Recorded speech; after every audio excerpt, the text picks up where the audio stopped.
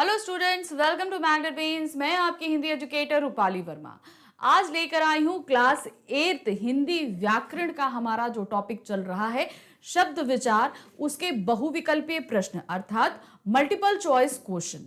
अब ये टॉपिक हमने समझा। सबसे पहले हमने क्या किया, हमने इस टॉपिक को अच्छी तरह से समझा कि शब्द क्या होते हैं, कितने भेद होते हैं, सब कुछ समझ लिया। टॉपिक हम एक बार जब समझ जाते हैं तो हमें ऐसा लगता है कि नहीं, हमें आ गया सब कुछ। हम तब समझ पाते हैं जब हम ये देखते हैं कि अरे, जब उसके क्वेश्चन कर रहे हैं ये चीज क्या होगी, ये चीज हम कैसे करेंगे, तब हमारे दिमाग में एक नहीं 4 क्वेश्चन खड़े होते हैं। तब हमें समझ आता है कि नहीं भाई, ये टॉपिक अभी मुझे क्लियर नहीं हुआ है। तो हमने उसको क्लियर करने के लिए एक बार क्वेश्चन आंसर्स भी कर लिए, कुछ एक्सरसाइज भी कर ली। तो अब जो हम करने वाले हैं वो है मल्टीपल चॉइस क्वेश्चंस, यानी कि बहुविकल्पीय प्रश्न उसी टॉपिक के, यानी कि शब्द विचार के। तो इसके अंतर्गत हम क्या देखने वाले हैं कि सबसे पहले तो आप एक पेन और कॉपी ले लो। चैप्टर आप समझ चुके हो, क्वेश्चन आंसर कर चुके हो, एक्सरसाइज कर चुके हो। अब ये मल्टीपल चॉइस क्वेश्चन में मेरे आंसर दिखाने या बताने से पहले आप आंसर निकाल के अपने पास रख लो। क्वेश्चन नंबर 1 लिखो, उसके आगे डैश लगाओ और ऑप्शन देखो कि कौन सा है, का, खा, गा, घा। जो भी आपको सही लगता है उस पर मार्क कर दो, तुरंत वहां पे लिख लो। और फिर जब मैं पूरे के पूरे क्वेश्चंस करा लूं और फिर उसके बाद आप ये देखो, तुरंत मैं आंसर बताऊंगी, फिर उसमें आप देखो कि सही है आपने लगाया कि गलत लिखाया। फिर उसके बाद एंड में एनालाइज करो कि आपसे कितने क्वेश्चन सही हुए हैं, कितने गलत हुए हैं। अगर आपके मैक्सिमम क्वेश्चंस गलत हुए हैं तो आपको फिर से ये टॉपिक पढ़ने की जरूरत है। फिर से जाओ एक्सप्लेनेशन वाले वीडियो में, उसको देखो, समझो, टॉपिक के सारे कॉन्सेप्ट क्लियर करो। फिर उसके बाद नेक्स्ट टॉपिक पे जंप करेंगे। अगर आपको कॉन्सेप्ट इसी चैप्टर का क्लियर नहीं है तो हम नेक्स्ट टॉपिक पे आप जाना नहीं, तो फिर से आप वापस जाओगे, इसको पूरा क्लियर करोगे और तब यहां आओगे। ठीक है। अब एक चीज जो मल्टीपल चॉइस क्वेश्चन में आपको बहुत ध्यान रखने की बात है, जब आप क्वेश्चन पढ़ते हो, जो सबसे ज्यादा गलतियां आप लोग करते हो, क्वेश्चन पढ़ा, माइंड में आंसर सेट है, आप तुरंत का तुरंत उस पर टिक कर देते हो। आप सारे ऑप्शंस पढ़ने पर ही नहीं आते हो, आप उसमें 1 सेकेंड अपने आप को सोचने का वक्त भी नहीं देते हो। तो सबसे पहले जब भी आपके सामने किसी भी सब्जेक्ट का, हम सिर्फ हिंदी की बात नहीं कर रहे, किसी भी सब्जेक्ट का मल्टीपल चॉइस क्वेश्चन आता है तो सबसे पहले आपको करना क्या है, आप क्वेश्चन पढ़ो, सारे ऑप्शंस को ध्यान से देखो कि क्या क्या पूछ रहा है, क्योंकि कभी कभी ऑप्शन ऐसे आएंगे जो आपको कंफ्यूज करेंगे। जो आपके दिमाग में आंसर है उसके उलट उसका आंसर होगा। तो इसलिए हमेशा क्वेश्चन पढ़ो, सारे ऑप्शंस पढ़ो, उसके बाद टिक करो। सबसे पहला प्रश्न है, अविकारी शब्द हैं। अविकारी शब्द क्या होते हैं? संज्ञा, क्रिया, क्रिया विशेषण या सर्वनाम। अविकारी शब्द क्या होते हैं? विकारी अर्थात परिवर्तन, और अविकारी जिसमें परिवर्तन नहीं होते हैं। अविकारी शब्द 4 होते हैं, क्रिया विशेषण, संबंध बोधक, समुच्चय बोधक और विस्मयादि बोधक। ये 4 हमने पढ़े हैं। ठीक है। अब ऑप्शन में आ जाइए, संज्ञा, क्रिया और सर्वनाम, ये 3 ऑप्शंस जो हैं वो विकारी के हैं, और अविकारी शब्द हमारा क्या हुआ? क्रिया विशेषण। तो सही ऑप्शन है क्रिया विशेषण। अब देखिए, कॉन्सेप्ट क्लियर होगा ना तो आपके दिमाग में सबसे पहले, जैसे हम लोग बोलते हैं ना कि कोई क्वेश्चन आया तो उसके जो ऑप्शंस आपने पढ़े हैं वो आपके दिमाग में पहले फ्लैश करने चाहिए। फिर उसके बाद आप उन ऑप्शंस को इन ऑप्शंस के साथ कंपेयर करोगे।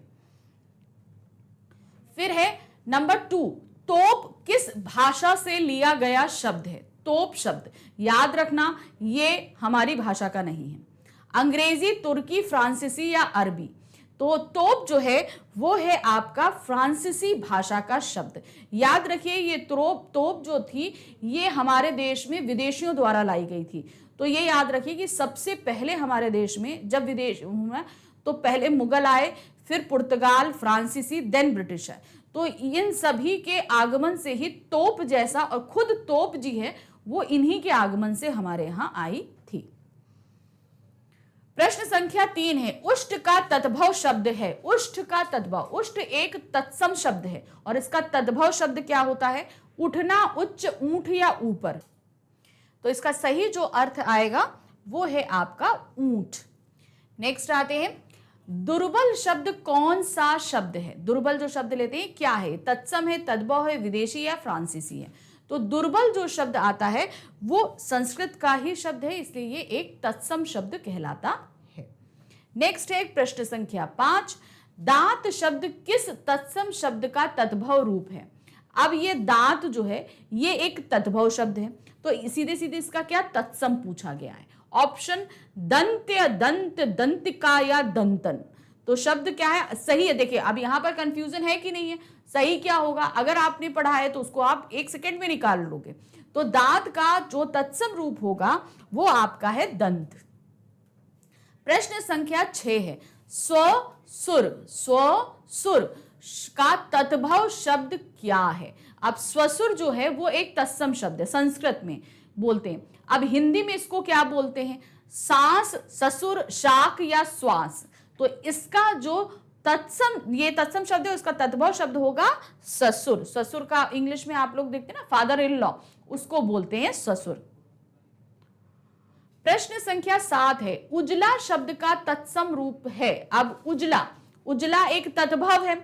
अब इसका तत्सम रूप क्या होगा? पढ़ाया था ना मैंने 2 बार इसको पढ़ाया, आपको एक्सप्लेनेशन वाले वीडियो में भी पढ़ाया है और मैंने इसको जहां एक्सरसाइज सॉल्व कराई है वहां पर भी मैंने आपको ये बताया। तो उसका शब्द क्या है? उजाला, उजेला, उजल या उज्ज्वल। तो सही क्या है? उसका जो एक्चुअल में तत्सम शब्द है वो है उज्ज्वल। उज्ज्वल का मतलब होता है उजला। नेक्स्ट है, चांदनी का तत्सम रूप होगा। चांदनी, चांद की जो रोशनी होती है जिस दिन फुल मून नाइट होती है, अर्थात पूर्णिमा की रात होती है, उस रात पूरा चांद निकलता है और चांद की रोशनी उस दिन बहुत तेज होती है और उस रोशनी को बोला जाता है चांदनी।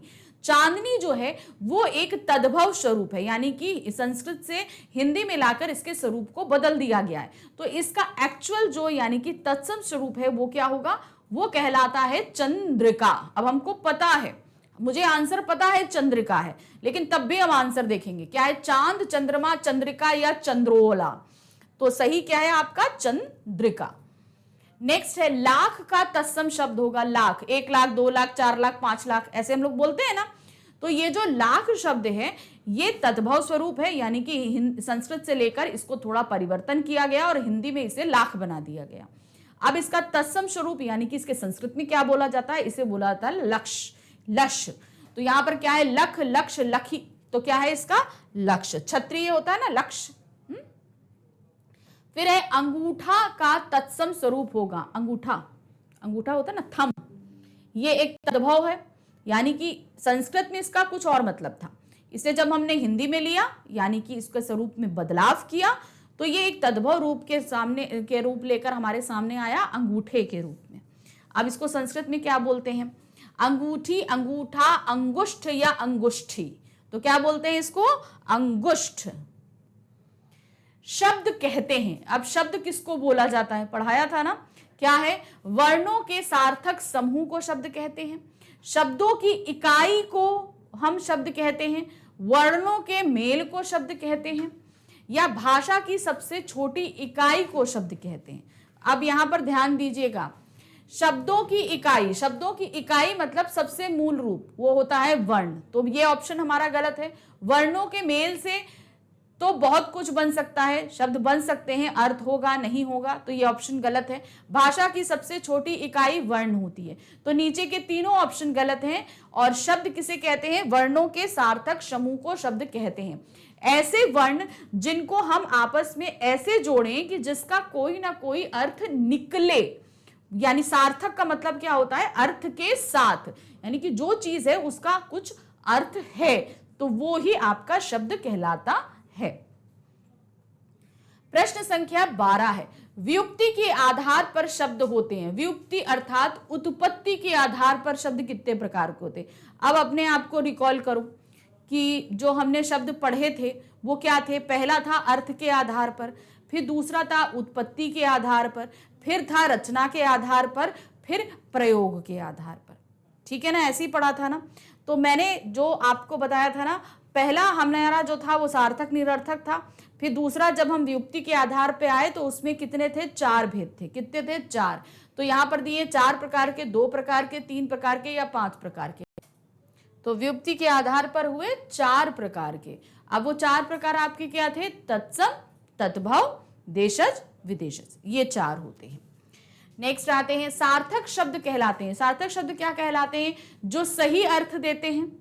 वर्णों का सार्थक अर्थात सही अर्थ देने वाला समूह, जो दूसरी भाषाओं के हों, या नेक्स्ट है जिनका आधार सही मातृभाषा हो।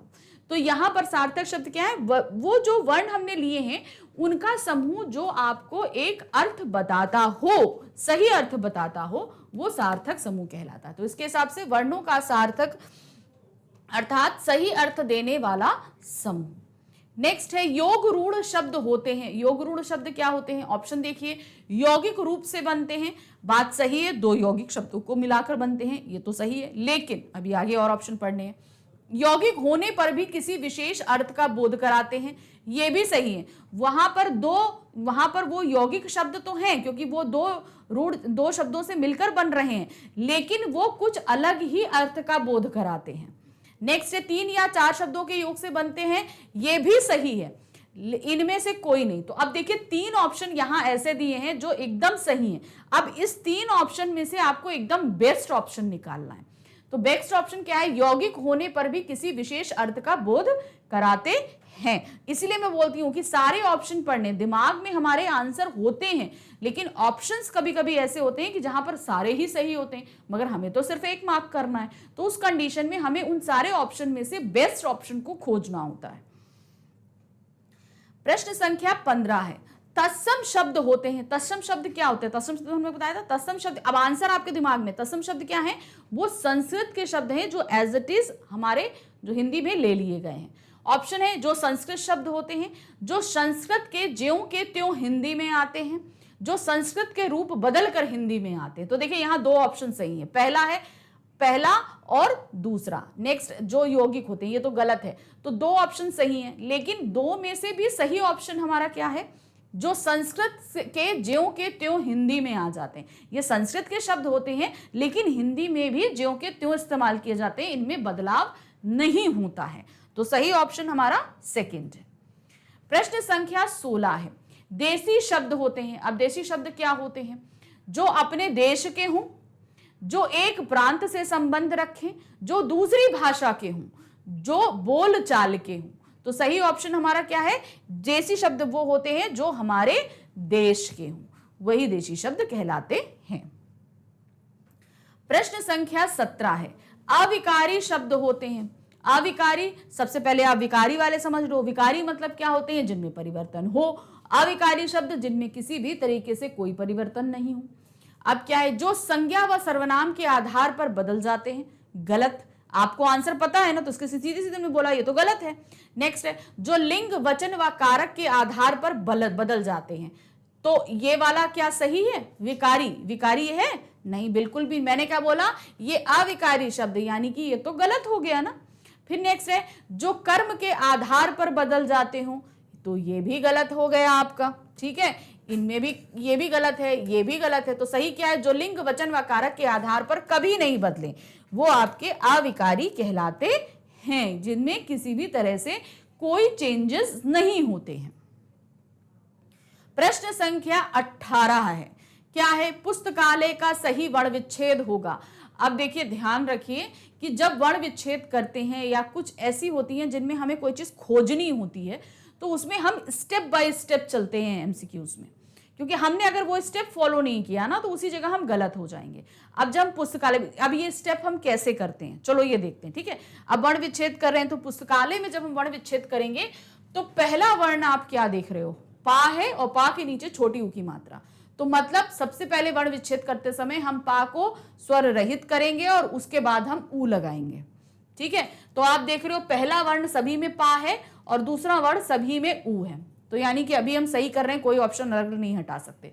नेक्स्ट आया आधा सा, यानी कि स्वर रहित। तो तीसरा शब्द हमारा यहां पर सा है। अभी तक हम सब पे सही चल रहे हैं। ठीक है, अभी हमारा सब सही चल रहा है। फिर उसके बाद आ गए हम, फिर आए हम, यहां पर सा हो गया। फिर उसके बाद हम आए ता। नेक्स्ट हम किस पे आए? ता पे।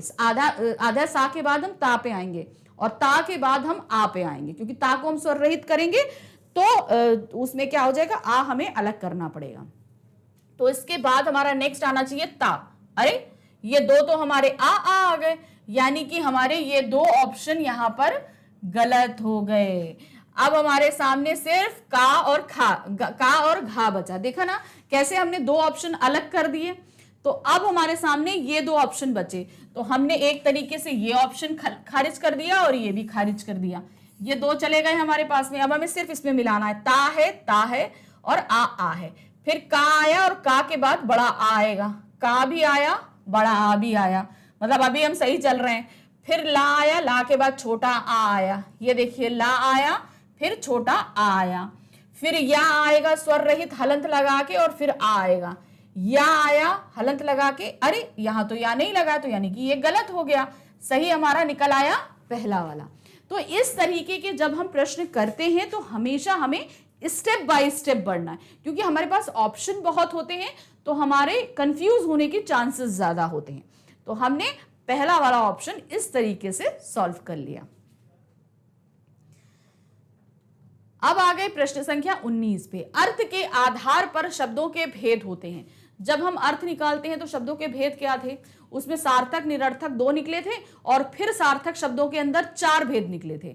वो क्या थे आपके? एकार्थी, अनेकार्थी और उसके बाद पर्यायवाची और विलोम शब्द, ये 4 निकले थे। चलिए देखिए क्या है। तत्सम, तद्भव, देशी, विदेशी, नहीं, ये तो उत्पत्ति के आधार पर थे। नेक्स्ट, रूढ़, यौगिक और योग रूढ़, ये किसके आधार पर थे? रचना के आधार पर थे। एकार्थी, अनेकार्थी, विलोम, पर्यायवाची, ये अर्थ के आधार पर थे। विकारी और अविकारी प्रयोग के आधार पर थे। तो सही हमारा क्या होना चाहिए? गा होना चाहिए। प्रश्न संख्या 20 है। हिंदी भाषा में सबसे अधिक शब्द किस विदेशी भाषा से लिए गए हैं? हमारी हिंदी भाषा में बहुत सारे विदेशी शब्द आए हैं और सबसे ज्यादा जिस भाषा से लिए गए हैं वो भाषा है अंग्रेजी। अब ऑप्शन देखिए क्या है? अंग्रेजी, फारसी, अरबी या स्पेनिश। तो सबसे ज्यादा लिए गए हैं अंग्रेजी भाषा से शब्दों को। नेक्स्ट है प्रश्न संख्या 21। सार्थक शब्द का उदाहरण है। अब हमारे सामने 4 उदाहरण हैं जिनमें हमें सार्थक शब्द को ढूंढना है। सार्थक मतलब ऐसा शब्द ढूंढेंगे जिसका कुछ अर्थ निकलता है। सुंदरता, सुंदरता का मतलब क्या हुआ? ब्यूटी, सही है। पचम कुछ नहीं है, मकच नहीं है, कलच कुछ नहीं है। तो हमारा सार्थक शब्द क्या निकला? सुंदरता। चलिए नेक्स्ट आ गए। इनमें से कौन सा शब्द निरर्थक है? निरर्थक अब निकालना है, मतलब जिस शब्द का कोई अर्थ नहीं हो। भाई, भाई का अर्थ होता है, इसलिए ये नहीं आया। अचप, क्या है? अचप, अचप कोई शब्द नहीं होता, अचल होता है, अटल भी होता है। तो निरर्थक शब्द हमारा क्या निकला? अचप। तो ये हमारा सही ऑप्शन हो गया। नेक्स्ट है प्रश्न संख्या 23। उत्पत्ति के आधार पर शब्दों के भेद हैं। अब उत्पत्ति के आधार पर निकालना है आपको। किसके आधार पर? उत्पत्ति के। उत्पत्ति के आधार पर क्या था? 4 तरह के शब्द थे। तत्सम, तद्भव, देशी, विदेशी। तो यहां पर क्या है? तत्सम, तद्भव, देशज, विदेशज, ये हमारे उत्पत्ति के आधार पर भेद हो गए। नेक्स्ट ऑप्शन है रूढ़, यौगिक, योग रूढ़, ये हमारा किसके आधार पर है? ये रचना के आधार पर है। एकार्थी, अनेकार्थी, विलोम और पर्यायवाची, ये अर्थ के आधार पर है। विकारी, अविकारी प्रयोग के आधार पर है। तद्भव शब्द किस आधार पर शब्द का भेद है? तद्भव शब्द किस आधार पर शब्द का भेद है? अर्थ के आधार पर, प्रयोग के आधार पर, रचना के आधार पर या उत्पत्ति के आधार पर? तो हमने क्या तद्भव, तत्सम किस कैटेगरी के अंदर पढ़ा था? हमने उसे पढ़ा था उत्पत्ति के आधार पर। तो तद्भव कौन से शब्द का भेद है? उत्पत्ति के आधार पर। प्रश्न संख्या 25 है। प्रयोग के आधार पर शब्दों के भेद होते हैं। जब हम शब्दों को प्रयोग करते हैं तो उनके आधार पर क्या होते हैं? उनके आधार पर हमने 2 तरीके के भेद पढ़े थे, विकारी और अविकारी। विकारी शब्दों के अंदर था संज्ञा, सर्वनाम, क्रिया, विशेषण, और अविकारी के अंदर था क्रिया विशेषण, संबंध बोधक, समुच्चय बोधक और आपका विस्मयादि बोधक। तो दोनों के अंदर हमने 4-4 पढ़े थे। तो बेसिक क्या हुआ? विकारी और अविकारी। ऑप्शंस देखते हैं। तत्सम, तद्भव, देशज, विदेशी। नेक्स्ट है रूढ़, यौगिक, योग रूढ़। नेक्स्ट है एकार्थी, अनेकार्थी, विलोम, पर्यायवाची। उसके बाद है विकारी और अविकारी। तो सही ऑप्शन हमारा हुआ घा, ये एकदम सही ऑप्शन होगा। तो अब यहां पर हमारा ये पूरा एमसीक्यूज खत्म हो गया। आपने देखा कि आपके कितने क्वेश्चन, तो आपने अभी तक टिक किया होगा। अपने आप को चेक करिए कि आपके कितने आंसर्स अभी तक सही निकले हैं और कितने गलत। और अगर मैक्सिमम आंसर्स गलत आ रहे हैं तो आपको फिर से ये टॉपिक पढ़ने की जरूरत है। जाइए और एक्सप्लेनेशन वाले वीडियो को फिर से गौर से देखिए। इसीलिए मैं आपको हर चैप्टर के बाद प्रश्नोत्तर, एक्सरसाइज और एमसीक्यूज करा रही हूं, ताकि वो जो चैप्टर मैं आपको पढ़ा रही हूं वो पूरी तरीके से क्लियर होता हुआ चले, कहीं किसी तरह का कोई डाउट नहीं रहे, किसी तरह की कोई भी कंफ्यूजन नहीं रहे। अगर अभी भी है तो फिर से एक्सप्लेनेशन वाला वीडियो देखिए जाके। तो ये जो हम चैप्टर पढ़ रहे थे शब्द विचार, इसके हमने तीनों पैटर्न कंप्लीट कर लिए हैं, यानी कि ये चैप्टर हमारा पूरी तरीके से रेडी हो गया। अब हम आएंगे अपने नेक्स्ट टॉपिक पे, और ये नेक्स्ट टॉपिक हम अपने नेक्स्ट वीडियो में लेकर आएंगे। तो बिल्कुल तैयार रहिएगा। और अभी तक के जितने भी वीडियो हैं ये मैग्नेट ब्रेन्स के ये एजुकेशन प्लेटफॉर्म पे आपके लिए बिल्कुल रेडी हैं, यानी कि magnetbrains.com हमारी वेबसाइट पे आकर इन सभी वीडियो को आप देख सकते हो और इजी वे से सारी चीज़ों को समझ सकते हो। तो चलिए मिलते हैं अगले नए टॉपिक के साथ नए वीडियो में। Thank you for watching, bye bye.